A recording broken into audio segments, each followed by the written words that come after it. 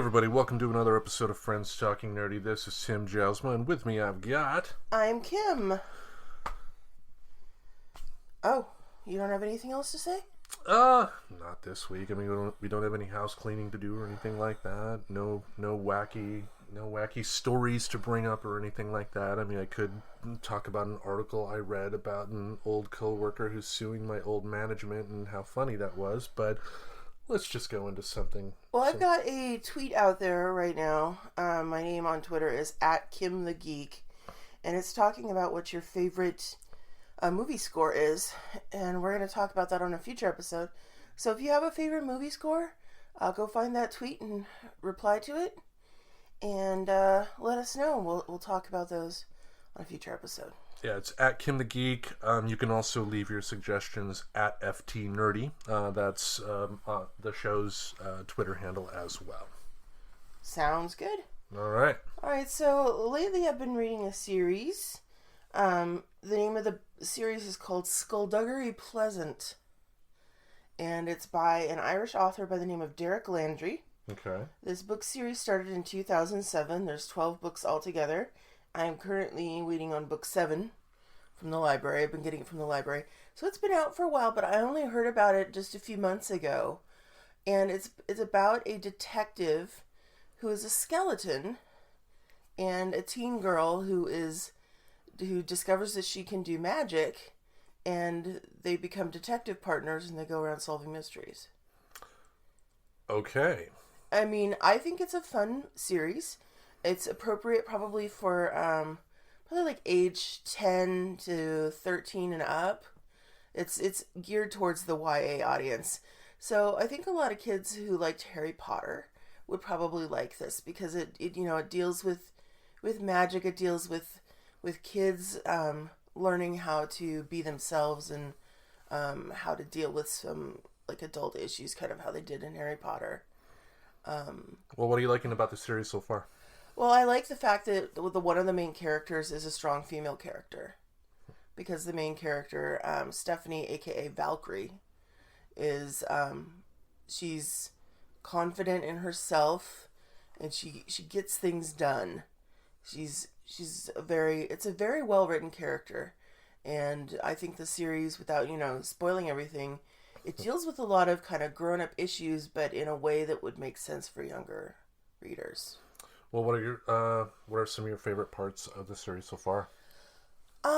Basically, I like the idea that the characters are flawed people, but they can still be heroes. So it kind of speaks to, how people tend to feel like they aren't perfect, so they can't really... Some people feel like if they aren't doing things perfectly, then they're not making a difference. And... I never have that problem. And Skulduggery and Stephanie, they're definitely not perfect. They make mistakes and they screw things up sometimes, but they're doing their best to make the world a better place.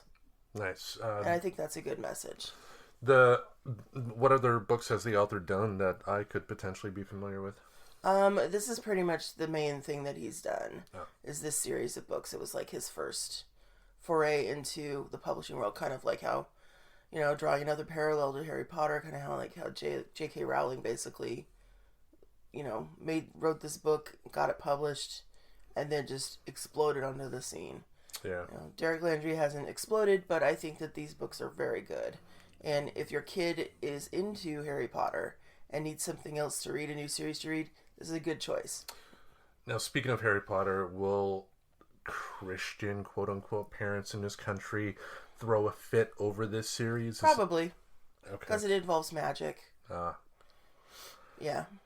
I love the Harry Potter series. The reason I started reading Harry Potter to begin with back in the day was it was 99 when I first got the first Harry Potter book. And, yeah, me too. Yeah, it was just, hearing all the news reports about all the parents, getting upset and, you can learn actual spells from this book. And this, I bought it on the off chance that you possibly could. But, I was definitely surprised at the quality of the book. Now, Well, I take it you didn't learn any real spells, because I don't see, like, the cats levitating or No. anything like that. So, Wingardium Leviosa. God, I would probably, I don't know. If I learned spells at that age, other stuff would have happened too. Yeah, yeah. Now, what was I gonna say? Now, name a what is a favorite scene so far you've read in the book? Probably. There's a couple of big battles that are he describes really well, and you can almost hear like things going splat and ow and crunch and things like that. I don't want to give away any spoilers. Okay. But it's a well written book. I've enjoyed all that I've read so far. The name of the series and the author again? Skulduggery Pleasant is the name of the series, and it's the name of the first book. And the author is Derek Landy. All right. All right. Well, we'll move on to my first topic this week. It involves the world of professional wrestling. Wow! Imagine that. Yeah. The big shock for people. Well, this week, a news article popped up about a recent controversy about NXT superstar Jordan Myles. He on the indie scene, he went by the name of ACH. In WWE, they changed his name to Jordan Myles. The controversy is this: there was a T-shirt that the WWE put out. It was a black T-shirt. There was his name on the shirt, but there was also this red outline over his name that made the shirt look like essentially like a blackface, like minstrel, where you had the white people with painting their faces black with the white lipstick, the big red lips. Yeah. It was just offensive on many levels. He came out and publicly called out the WWE for producing that shirt and asked people to support him by using a hashtag for the culture and then changing their pictures to black and white. The WWE, on the other hand, came out with a press release stating that this was a T-shirt design that he had actually approved. Oh. That, and also the next day after Jordan Myles came out with the tweet talking about the T-shirt, he even came out and started bad-mouthing another performer from another company by the name of Jay Lethal, who works for Ring of Honor, calling him an Uncle Tom, which... I have no love lost for Jay Lethal. Jay Lethal was accused by former ROH valet and wrestler Taylor Hendricks of sexual harassment. Apparently, she was told that in order to advance in her career, she had to sleep with Jay Lethal, and she ended up losing her job. So... Again, no love lost there. I just don't know what's going on with the Jordan Myles thing, but it made me think about racism in pro wrestling. Because, for as much as the wrestling industry has changed in a lot of good ways, I think about it. I mean, I know you're not going to know the answer, but do you know the name of the first African-American WWE champion? I have no idea. I can't even think of a black wrestler, honestly. That would be The Rock. Really? The Rock was the first WWE African-American champion. I thought he was Samoan. Half Samoan, half African-American. His father, Rocky Johnson, was African-American. His mother was related to every single Samoan wrestler except for Samoa Joe. Okay. But, it made me think about just racism in wrestling, how in the past you would have, speaking of the Samoans, two of the members, Afa and Sika, of the family, legends in the wrestling world, used to go by the name of the Wild Samoans. Oh, yeah. And they would eat, like, raw fish, to scare their opponents. They would only speak in Samoan. Like, Hulk Hogan tells a story. He was driving with them and got pulled over, and the officer was about to arrest him over something, but the Wild Samoans, all they had to do was tell the officer, oh, no, it was this, and they weren't going to get arrested, but they stayed in character. Oh, wrestling is so strange sometimes. The in character and out of character stuff. It's like role playing. In a lot of way, it is. That's part of the draw of it, because it's a fantasy world that can be lived 24/7. I would think that would be kind of damaging mentally to some people if they can't separate the fantasy from the reality. Yeah, see Ric Flair. You know, he definitely had what they call lived his gimmick.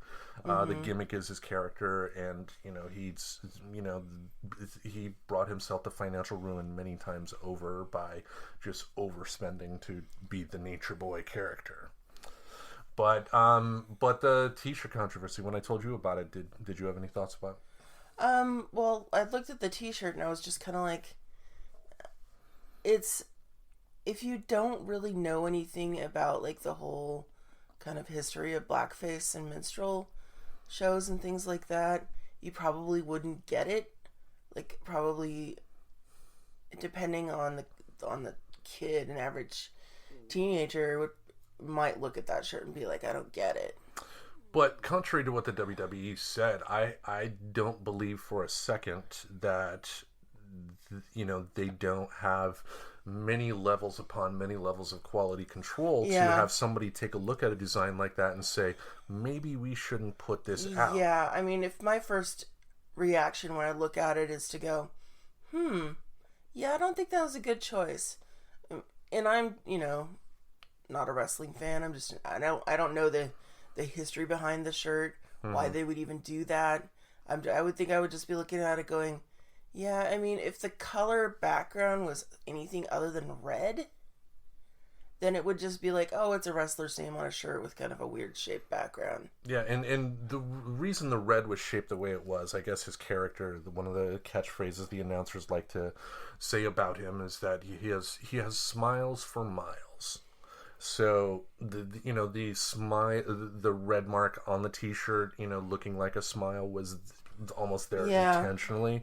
But again, with a company that big, I just don't see how they let that slip. So you think they're manufacturing like a controversy to get more press? No, I think the Jordan Myles guy. I mean, that's his character name. I don't know his real name, and he never really impressed me as a wrestler anyway. But I you know, whether he picked it or not is irrelevant, because they should have put a nip on that, and which I just don't believe.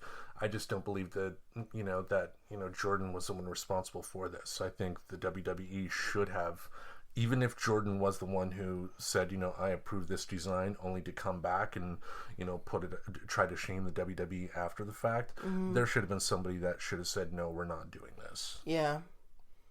Yeah, in this day and age, there really isn't an excuse, is there? Yeah. No, there isn't. And, you know, thankfully now we have choices with All Elite Wrestling, which is a lot more inclusive, which, you know, you're not going to have to worry about, you know, the minstrel T-shirts for some of their performers, because you know, they got a pretty diverse group of people there. But nothing that's going to be solved like that, I guess. But it was just, it's not like we can solve a lot of giant world problems like that with just a snap of our fingers. Oh, I wish. I mean, I'd have a better job. I'd have a lot of money, you know, stuff like that. But anyway, you wanted to talk about cold medicine.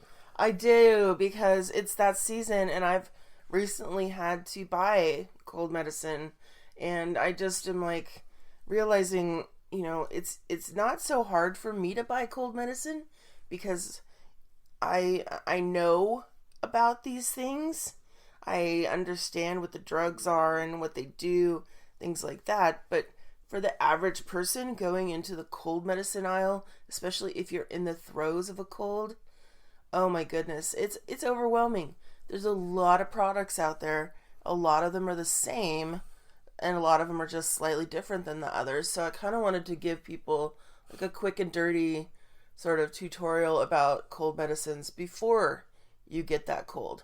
So it's probably a good idea, just in case, to have like a couple of the basics at home and just change them out every year. Whether you use them or not, just check your expirations and toss them if they're expired and get new stuff. Because let me tell you, nothing is worse than feeling sick and having to navigate a store. It's not it's not fun. You're feeling crappy and you're in a busy store and you're trying to figure out what's going to make you feel better. It's not a fun thing. And me at the store when I feel like that, or usually most days ending in Y, it's just, I want to get out of here, grab the first thing, and then run out the door. Yeah, and then you might grab something that's just not going to help at all. Yeah. So, let me preface this by, I'm not a doctor, I'm not a pharmacist. I just play one on TV. This is just my experience as a layman, and you should always talk to a doctor or pharmacist before taking any medication, especially if you take other medications. And this is not medical advice. It's not a substitute for medical advice.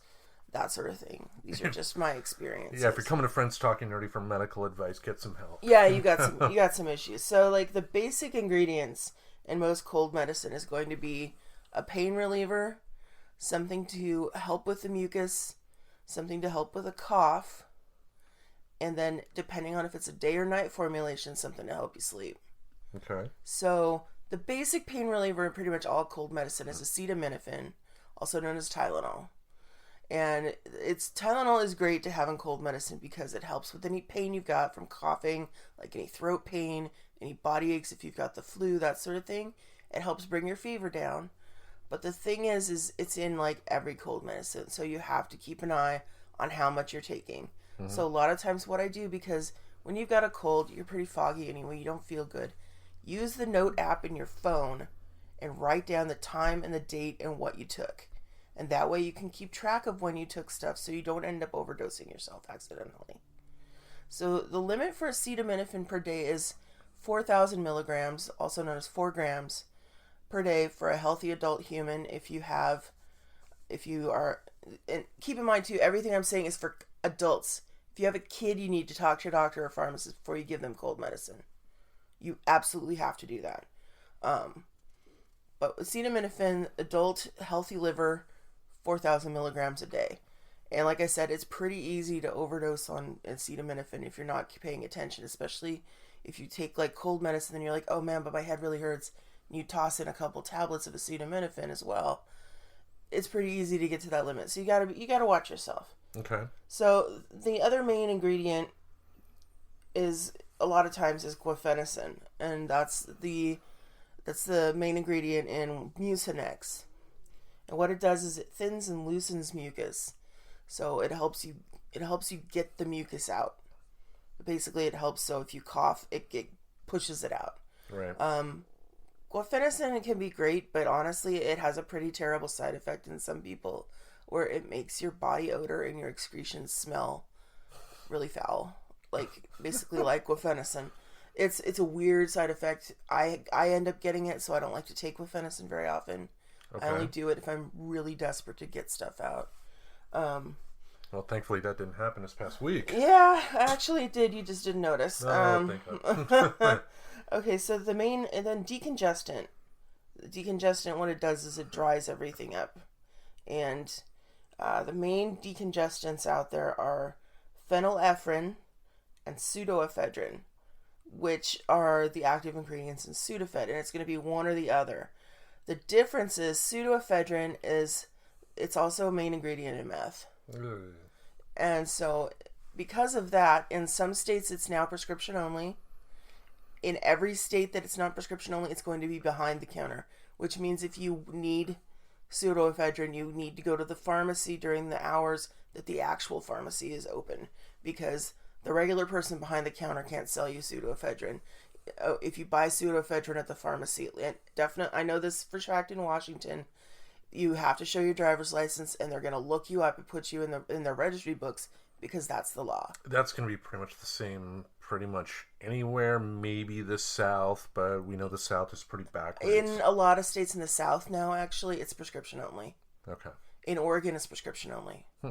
So, yeah, if you want pseudoephedrine, just be aware that you're going to have to go to the pharmacy during regular pharmacy hours and not just go down to the grocery store or something. And before people complain about that, I mean, I think back to this Frontline documentary I saw on, the prevalence of crystal meth, and, just how the drug makers themselves, the people that made the actual pharmaceutical drug, were trying to argue that people shouldn't have to give their personal information to buy this stuff. You gotta.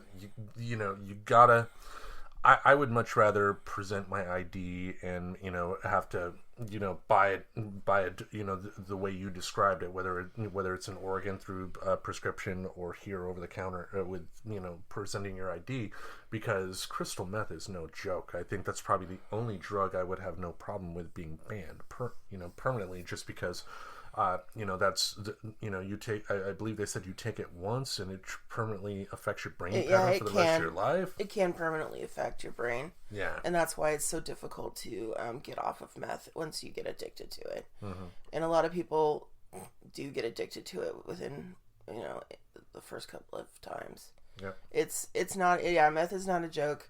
And I actually did a research paper on this that in states where they enacted tougher guidelines with regards to Sudafed, the instances of home labs went way down. Mm-hmm.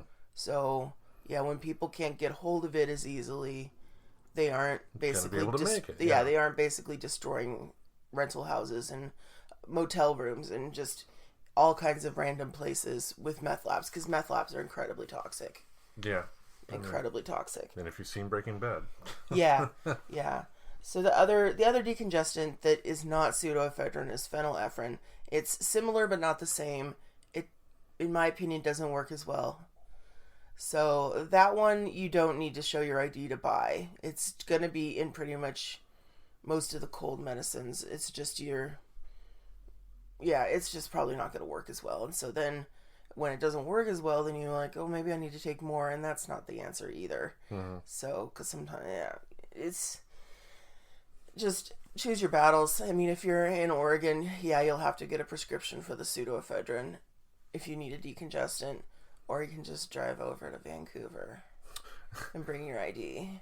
It reminds me of when I work at Apple. I mean, everybody that came in from Vancouver would always complain, I had to drive an hour to come down here. It's like, no, you didn't, you liar.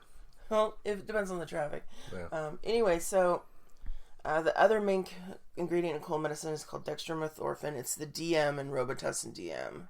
Mm-hmm. That puts you to sleep, right? No, it's actually non-drowsy. It's the one. It's an antitussive. It's a cough suppressant. Okay. The part that makes you sleepy, like in NyQuil and stuff, because they will add an antihistamine to it to make you sleepy. Mm.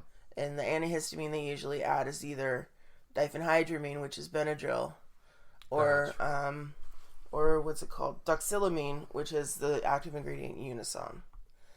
So while it's great to have cold medicine that will knock you out, because sleep is really one of the best things you can do when you're sick. Mm-hmm. Sleeping and drinking tons of water are the best things you can do for yourself when you have a cold. But the problem with using an antihistamine is that it can dehydrate you. So you really have to be careful, and drink lots of water. And you should drink lots of water anyway, because that's the best thing you can do for yourself if you have a cough and you have extra phlegm. Because what drinking water does is it helps get it's also an expectorant. It's actually better than using Mucinex. It helps get everything thinned and get it out. So basically my cold tip is this. Take some acetaminophen if you're not feeling good, if you have a fever, if you have a headache. If you can get it, just plain dextromethorphan is good as a cough suppressant. You can get it in a capsule form, but it can be kind of hard to find. So your best bet is to go ahead of time and just buy it online somewhere, and somewhere reputable, like the Walgreens site or Amazon or someplace like that, and get it in capsules early, because cough syrup tastes like crap. Yep. And if you're already feeling like crap, just adding more crap, no. I mean, you can do cough syrup, like you can down it like a shot and then follow it with a big water chaser, but it tastes like crap. And if you can get it in pill form and you can swallow pills easily, I prefer that immensely. I've always hated cough syrup. I think I told you before, when I was a kid, I was glad when my Adam's apple became pronounced, because when my mother would force me to drink some cough syrup, I would pretend to drink it and just move the Adam's apple up and down, because she wouldn't pour it into like the little cup that comes along with it or into a spoon. She would just give you the bottle, which quite healthy. Yeah. Admittedly, I've done that with cough syrup myself.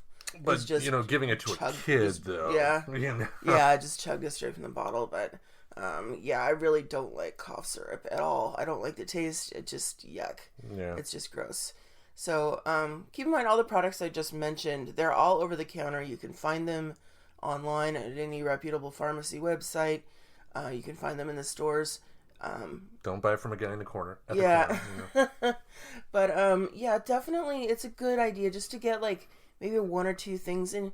Things like Tylenol you generally already have because you never know when you're going to get a headache. So it's good to have those on hand just in case.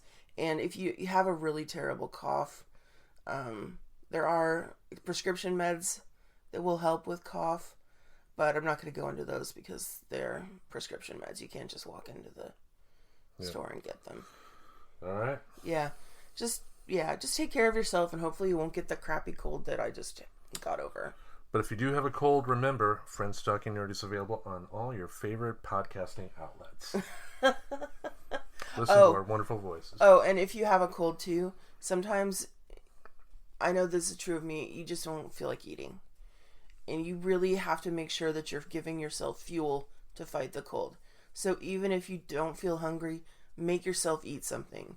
Even if it's just like, like maybe like a piece of toast with some peanut butter or a bowl of soup. Make yourself eat something, because I had a friend tell me recently about how she had the terrible cold that was going around and literally forgot to eat. And she ended up passing out at work and nearly had to go to the hospital. Oops. Yeah, so... Was that a Snickers moment for her? No, I wouldn't say that, but just make sure you're taking care of yourself. Okay. All right. I read an article on Vanity Fair that I wanted to talk about real quick. Okay. It's from a writer by the name of Nell Scoville. She actually, for a brief time, worked on the staff of Late Show with David Letterman. The article was called 10 Years Ago, I Called Out David Letterman. This month, we sat down to talk. Oh. Yeah, 10 years ago, she wrote an article after she left the Late Show staff, essentially accusing David Letterman of not being diverse with his hires. This was around the time, do you remember when he publicly came out and said that somebody was bribing him, but that he had, was still sleeping with a lot of female staffers? I vaguely recall. Okay, yeah, that happened. I guess what happened is that he was having an affair with a staffer, and the staffer's boyfriend found it and was trying to bribe him. But bribe him or blackmail him? Both or something. They wanted him to pay like $3 million, and they would go away. Okay, that sounds like blackmail rather than bribery. Okay, someone saw Law and Order more than me, I guess. Dun, dun, dun. But yeah, but anyway, she wrote an initial article 10 years ago talking about how his hires on his staff were 99% white guys, essentially, and how she felt that the hiring practices on his show, the Tonight Show with Jay Leno at the time, were kind of a hindrance, just because she felt that the more diverse your writing room's going to be, the better chance you're going to have of reaching a much broader audience. Because when you have a group of white guys together writing jokes, the people that are more than likely going to be able to relate to that are also a bunch of other white guys. And the good thing about the article is that as the title implies, she was able to actually sit down with Dave. He actually ended up reading the original article that she wrote. I guess at the time when she released it, he didn't read it, but he ended up thanking her for it. Huh. Yeah, he thanked her for it, and said that he felt horrible that the conditions that he led at the Late Show, because he made it very clear that it was not appropriate. For he briefly mentioned the affair stuff, that was not appropriate, but he also said too that he felt horrible that he kept talented women off his writing staff, and talented African Americans off the writing staff as well. So in today's day and age where you hear just negative stuff after negative stuff, it was kind of nice to see somebody what felt like honestly assessing their behavior and stating, yeah, I was a jackass, I'm sorry. Learning from your mistakes, imagine that. Yeah. And it made me think too about the importance of diversity. I mean, I think I think of my experiences growing up. I've in the past tended to focus on whether it's a movie, TV show, book, or whatever by other white guys. And how recently, the past few years, when I've tried to broaden my outlooks, I think I've, in terms of looking for entertainment, like written or directed by women, movies, TV shows, stuff like that, or other stuff, and just trying to open your eyes to see what life is like for other people just makes you a lot more understanding, if that makes sense. No, it does make sense. I think it is important that people take the time to walk in other people's shoes. Yeah, because it's the more you do that, the more you're going to be able to understand when because there are things like the Comicsgate a few years back, where you had some just nasty people ripping into female comic creators for just existing, essentially. And I've had friends that are also comics fans that have dismissed some of the claims these women writers or artists have said, by essentially stating, well, it didn't happen to me, so I don't believe that it happened to them. And I don't get that. I don't get this whole I don't get the mindset that people have of just because it didn't happen to me, it couldn't possibly happen. I mean, what are your thoughts? Well, people who think, well, it didn't happen to me, so it couldn't happen, that's just stupid. Mm-hmm. I mean, yeah, it's I think it is really important, especially for straight white guys, to look at other perspectives besides their own, because the world is definitely geared for straight white guys.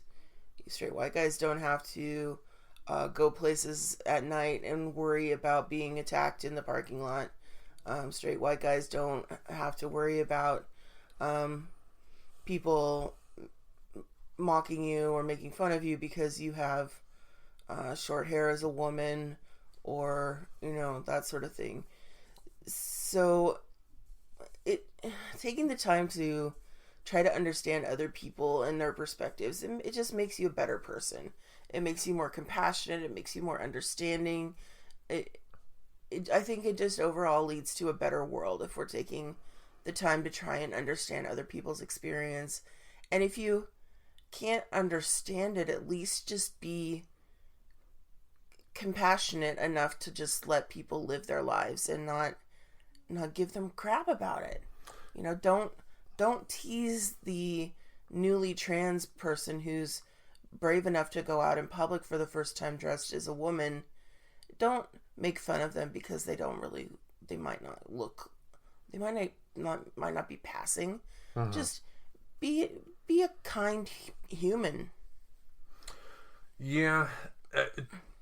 I mean, that's the beauty of what art can do. I mean, I think back to gangster rap in the 80s, with like NWA, Fuck the Police, on, based on the title alone, cops around the country, immediately, try to dismiss it as bad. But, if you actually sit back and listen to the lyrics of that song, you're actually seeing a day in the life of an African-American male in Los Angeles. Yeah, they're not necessarily talking about hating the police. They're talking about their oppression, their systematic oppression by police officers who were, typecasting them and stereotyping them, that sort of thing.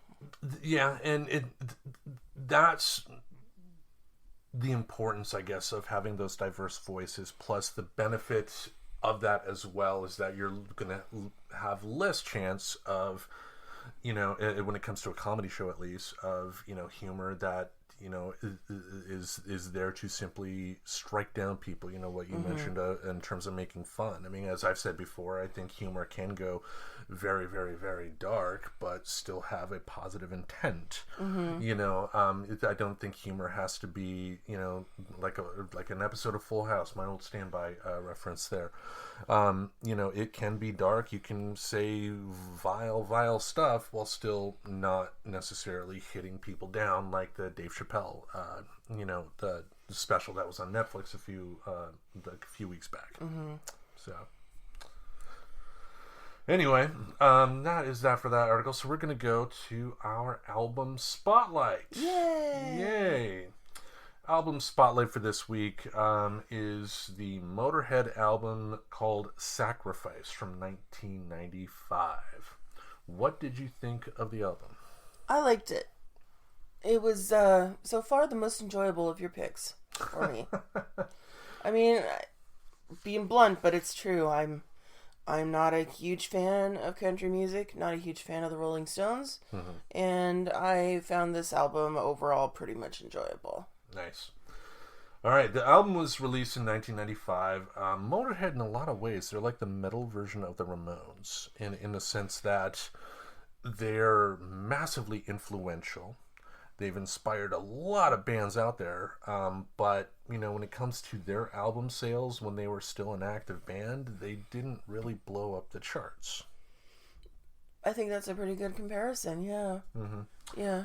Again, released in 95. This was the last album that they released as a four-piece.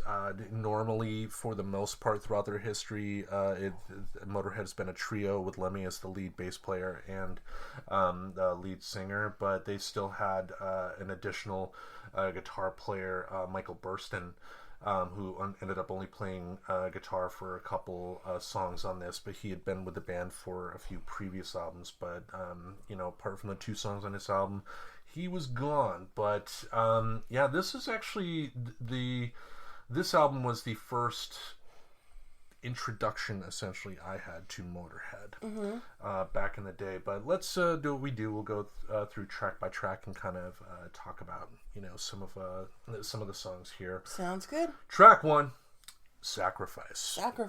What'd you think of it? Let me refer to my notes. I liked it. It was a good way to start it out. It's a strong song. I love this song. It's one of my favorite Motorhead songs. I actually first heard it thanks to Trauma Films.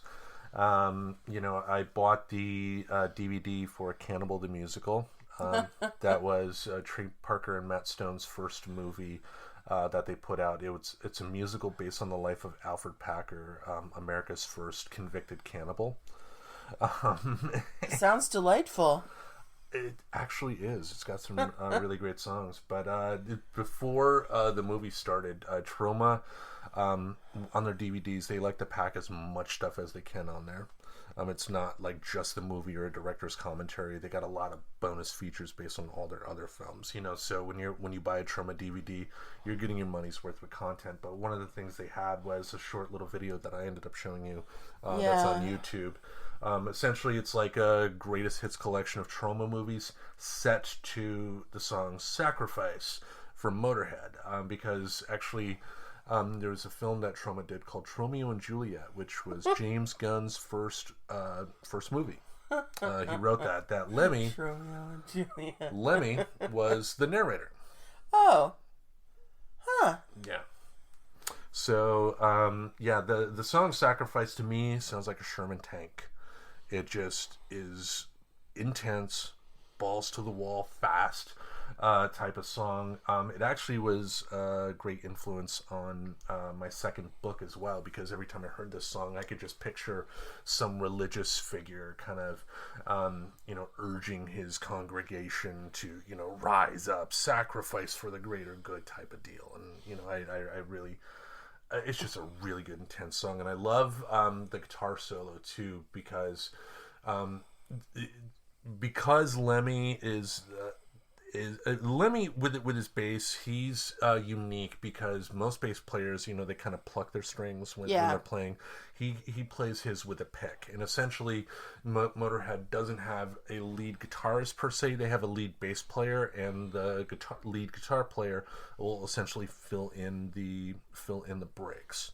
And I loved the kind of the lead bass, the bass solo in the middle of the song. The bass is going, and then the guitar kind of offset. It was really good. So, all right, track number 2. This is actually the very first Motorhead song I ever heard. "Sex and Death." What'd you think? I was kind of bleh about it. The lyrics seemed really cliche, like. Let's say sex and death a bunch of times and sound really dark and edgy and controversial. I just didn't like it as much as I liked other songs. Again, soft spot in my heart because it is the first Motorhead song. I liked it. I mean, it's not their best by any means. Yeah.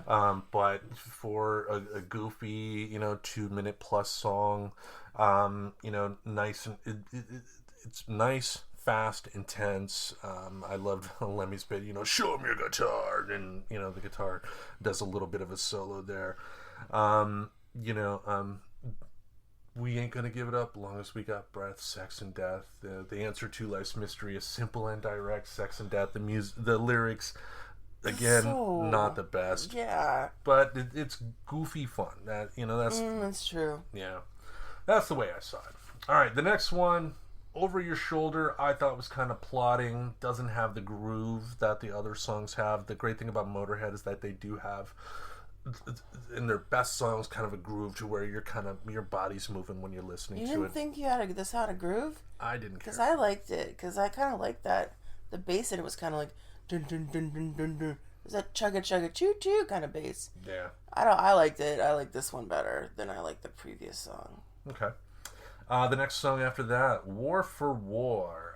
When I heard this, I just imagined Lemmy as some sort of Viking general singing this song to his troops, and it was nice and menacing. What'd you think? It's menacing, but it drags. Oh my god. Whoa, whoa, whoa. Whoa, whoa. Oh, I wasn't a huge fan of this song. Yeah, and also with his voice, too. He sometimes will try to do something outside of his range, and it doesn't always work, and I think that kind of is what experienced in this song here. Yeah, I would agree with that. All right, the next track, Order, Fade to Black. What'd you think of it? I didn't really like this one either. It was basically, this was the point of the album, was like because I like metal music and I like music with heavy guitars, but when it goes too slow, it just kind of drags me down mentally. And this one was like, kind of went slow to fast, and I was just like, overall, I was like, didn't really care for it. I dug this song.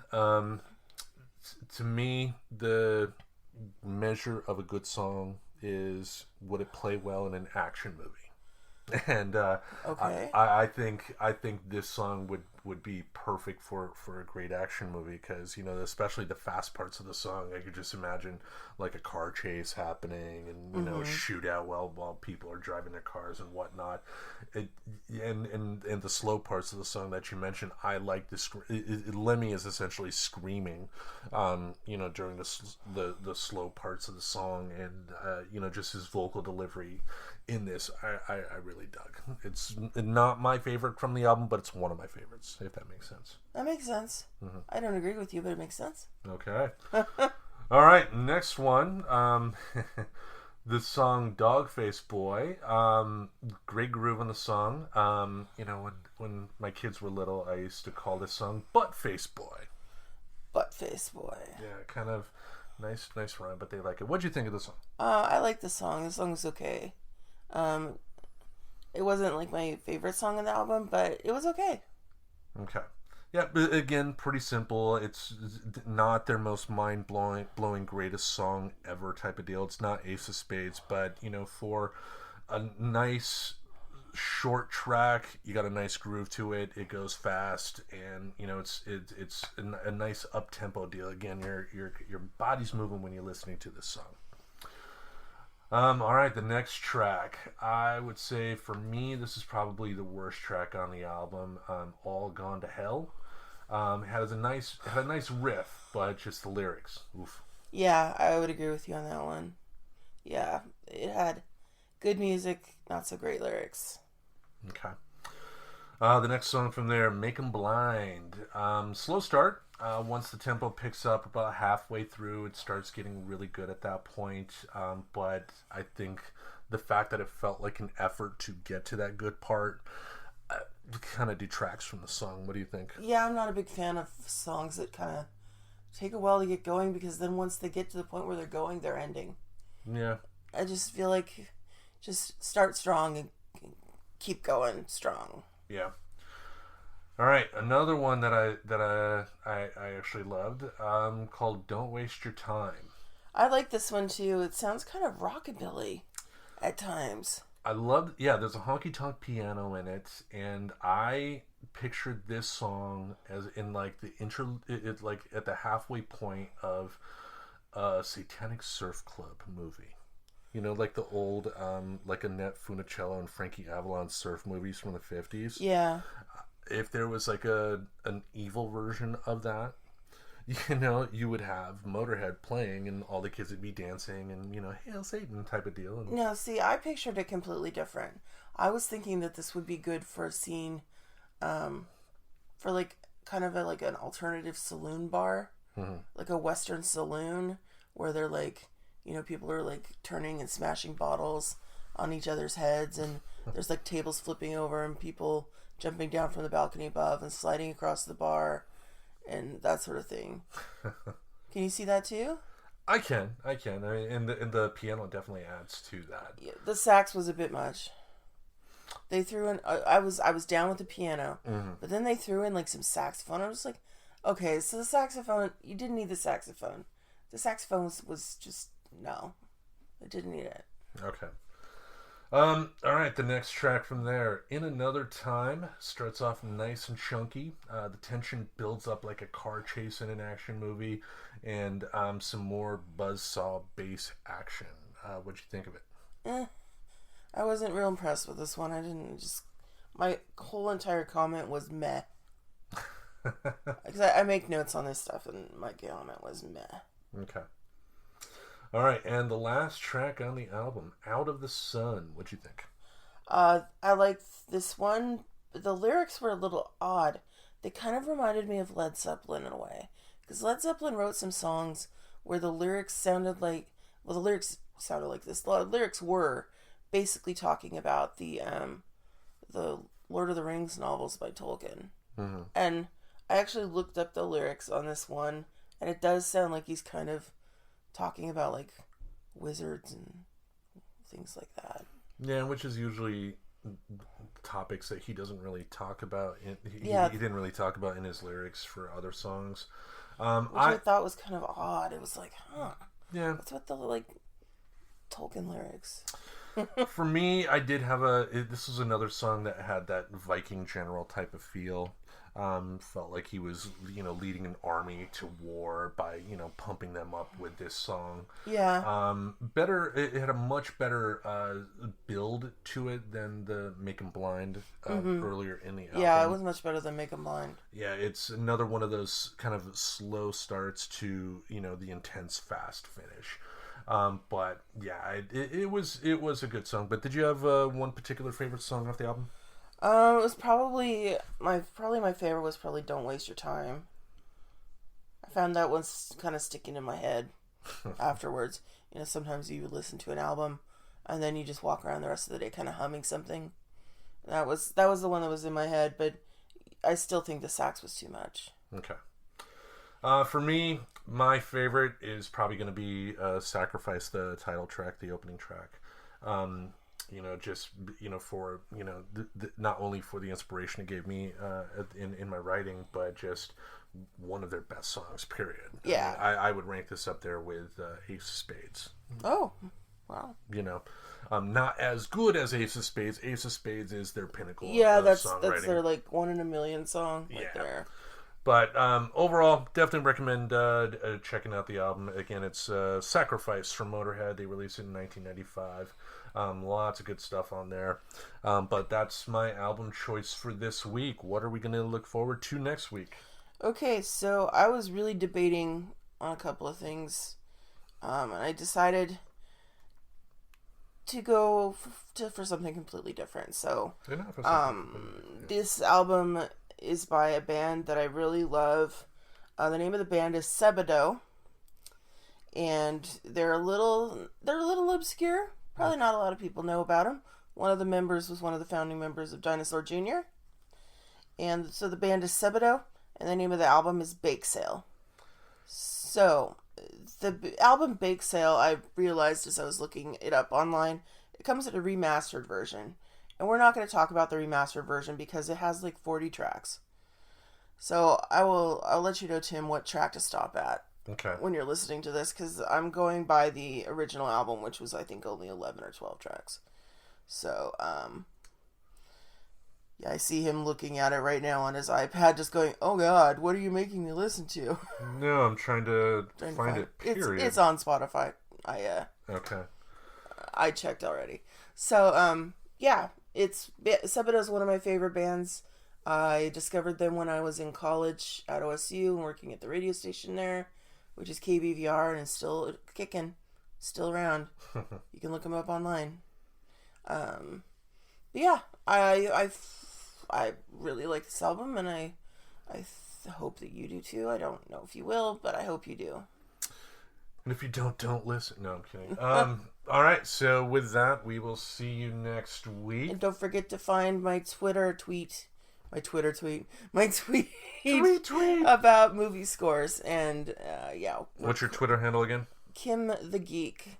And mine is at FTNerdy. Feel free to contact us with your movie score choices at either of those Twitter handles. Yeah. Next week, we're going to have a little bit more sleep.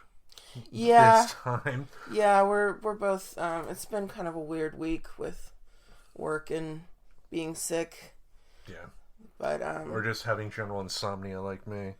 Yeah, that's no fun either. Yeah, but is what it is. So, yeah, with that, we'll see you all next week. Yep, see you next week. Bye.